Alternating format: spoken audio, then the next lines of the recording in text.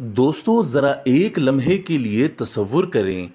एक तरफ कुदरत का कहर हो, हर तरफ पानी ही पानी हो, लोग अपनी जानें बचाने के लिए भाग रहे हों, कोई अपने प्यारों को तलाश कर रहा हो और इसी तबाही के दरमियान कुछ लोग ऐसी भी मौजूद हों जो जिंदा इंसानों को बचाने के बजाय मुर्दों को नोच रहे हों।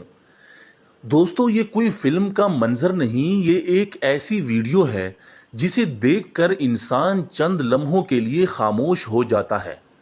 वीडियो देखी तो अव्वल वहले में यही ख्याल गुजरा कि शायद नेपाल में आने वाले सैलाब के दौरान किसी मुतासरा शख्स को रेस्क्यू किया जा रहा है। लेकिन जब चंद लम्हे गौर से देखा तो हकीकत सामने आई। जिसे खींचा जा रहा है वो जिंदा इंसान नहीं था, वो एक लाश थी। और फिर मालूम हुआ कि वो लाश एक खातून की थी। इससे भी ज्यादा अफसोसनाक बात यह थी कि इसके जिस्म की बेहुरमती की जा रही थी। लेकिन वीडियो का अगला मंजर तो ऐसा था कि इंसानियत पर से ही एतमाद उठने लगता है।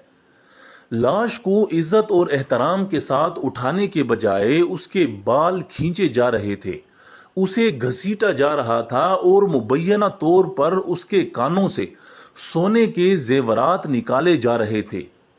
दोस्तों जरा सोचिए, जिस इंसान ने अपनी पूरी जिंदगी गुजारी, जिसके घर वाले शायद आज भी उसे तलाश कर रहे हों, जिसके लिए किसी माँ बाप भाई बहन या शोहर की आंखें नम होंगी, उसकी मौत के बाद भी उसे सुकून ना मिला। आखिर हम किस तरफ जा रहे हैं? कुदरती आफात के वक्त इंसान एक दूसरे का सहारा बनता है। कोई अपना हाथ बढ़ाकर किसी को डूबने से बचाता है, कोई जख्मियों को अस्पताल पहुंचाता है, कोई भूखे लोगों के लिए खाना लेकर पहुंचता है।